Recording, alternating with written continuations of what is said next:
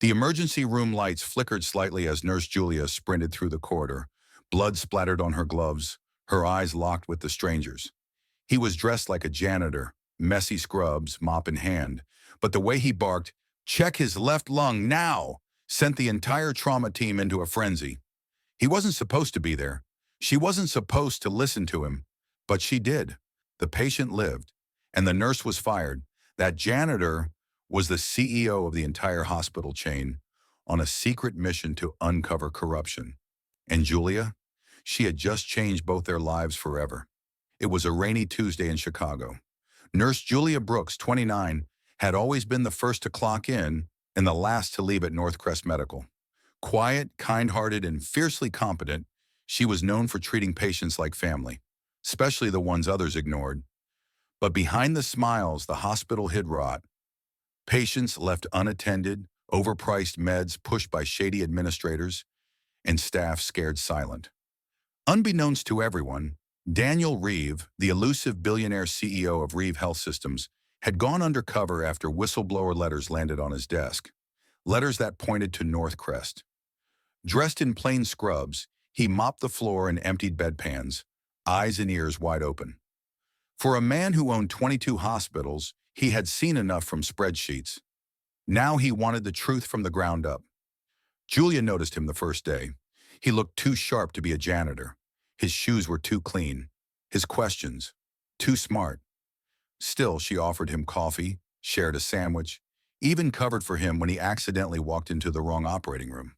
What she didn't know was that Daniel was testing every staff member, silently observing their integrity.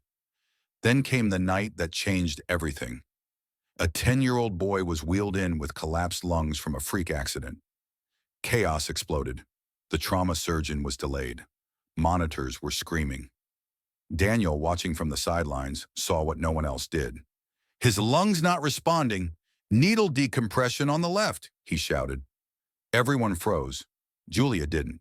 She grabbed the kit, did the procedure, and the boy gasped for air.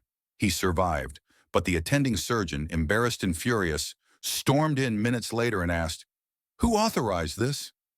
Julia refused to blame Daniel. She took the fall. By sunrise, she was terminated for unauthorized medical intervention. Julia sat on the steps outside the hospital, her hands trembling. Her badge was gone. Her scrubs still smelled of antiseptic and heartbreak. She'd saved a life, but lost her job.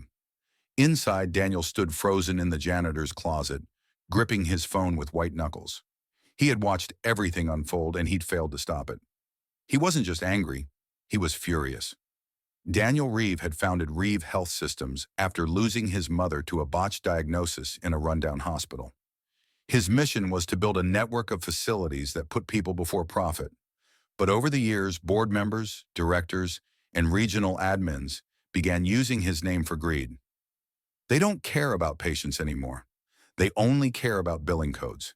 If you want to see what's really happening at Northcrest, don't come as a CEO. Come as a nobody. So he did. But Julia, she was the only one who treated that nobody with dignity. Daniel marched into his penthouse suite in downtown Chicago. He showered, shaved, changed into a crisp black suit, and stepped into his private elevator with a briefcase in hand. Inside were damning files, photos, audio recordings, billing fraud documents, everything he had collected. He wasn't going to ask the hospital board for change. He was going to burn the whole system down and rebuild it, with Julia beside him. Julia packed up her things from her locker. Some nurses looked away, others whispered. One tried to hug her, but her eyes were already misted over. Outside, as she stepped into the rain, a sleek black Mercedes pulled up. The driver rolled down the tinted window, and there he was, clean-shaven, wearing a $5,000 suit, no mop bucket in sight. "Julia," he said, her eyes widened. "Wait, what are you doing in that car?" He stepped out and handed her a card. It read, "Daniel Reeve, CEO, Reeve Health Systems." She stumbled back. "What?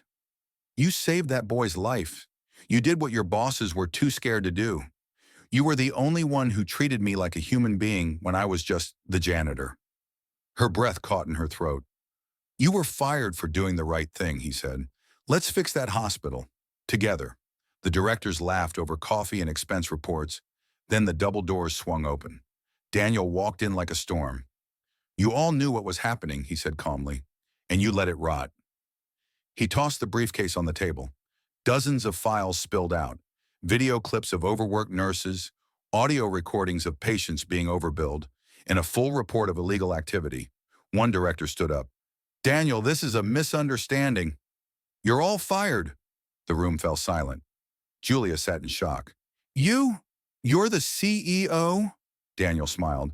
I was watching how people really work in my hospitals. And you reminded me of why I started all this. Her voice cracked. But I've been blacklisted. No hospital will take me now. Not true, he replied, because you're about to be the new director of patient advocacy at Reeve Health Systems. She gasped. What? He looked her in the eyes.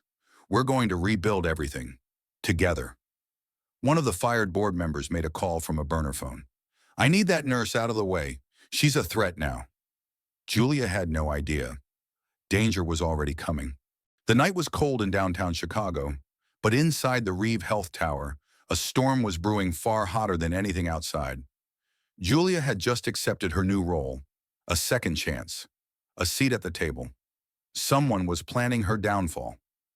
An abandoned office in Northcrest basement, two of the recently fired board members, Raymond and Charla, paced like cornered wolves. That girl cost us everything, Raymond snarled.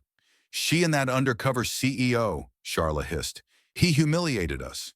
Raymond lit a cigar with shaking fingers. We leak her personnel file, fake a malpractice suit, say she endangered a child, one media hit, and she's finished. But Daniel Reeve won't touch her once she's a liability. He's still a businessman. A knock at the door. A legal courier. She opened the envelope, and her knees gave out. Her hands shook. This can't be happening. They're framing me. Daniel's office, 7th floor, Reeve Tower. Let them come, Daniel said, pacing with fire in his eyes. I've dealt with corporate snakes my whole life. But they're spreading lies online in press releases, even filing false charges, Julia cried. Your investors might. He stopped and looked at her. I don't care about investors right now. I care about you. You did what no one else had the guts to do. Julia's eyes welled. Then let's fight back. Daniel smiled. Already on it. What the corrupt former board didn't, Daniel had kept one last card up his sleeve. During his time undercover, he'd worn a hidden body cam, capturing every moment. Their bribery of senior doctors overbilling poor patients. A recording where Raymond openly admitted he'd fire any nurse who questioned him. Daniel uploaded it all, unedited, onto a live stream what they did when they thought no one was watching. In just 12 hours, it went viral. Nurse fired for saving child, cleared of all charges after billionaire CEO exposes hospital corruption. Whistleblower nurse offered executive role, refuses to stay silent. Healthcare hero, Julia Brooks becomes face of medical reform movement. Julia stood before a crowd at a national healthcare conference. She wore a navy blue blazer, a Reeve Systems badge on her chest, and confidence in her eyes. Behind her sat Daniel Reeve, no longer in disguise, but still watching her the way he had that very first day, with quiet respect. We don't need heroes in capes, Julia told the room. We need humans in scrubs, willing to speak up, even when it costs them everything. The room erupted in applause. Daniel leaned forward, whispered, Ready for the next fight? She smiled. As long as you're beside me,